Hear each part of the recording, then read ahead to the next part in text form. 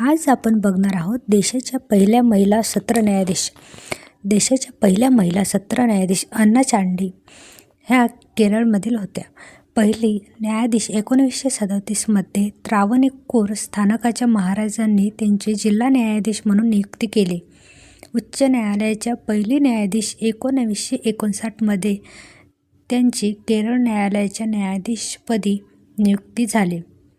सर्वात पहिले त्यांची त्रावणकोर संस्थानाच्या महाराजांनी न्यायाधीश म्हणून नियुक्ती केली. त्याच्यानंतर उच्च न्यायालयाच्या पहिले न्यायाधीश ते 1959मध्ये झाला. त्यांचा कार्यकाळ त्यांनी 1959 ते 1967पर्यंतचा केरळ उच्च न्यायालयात सेवा केली.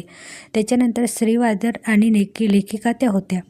आत्मचरित्र त्यांच्या निवृत्तीनंतर त्यांनी भारतीय विधी आयोगावर लॉ कमिशन ऑफ इंडिया काम केले आणि आत्मकथा हे आत्मचरित्र लिहिले, जे 1973मध्ये प्रकाशित झाले.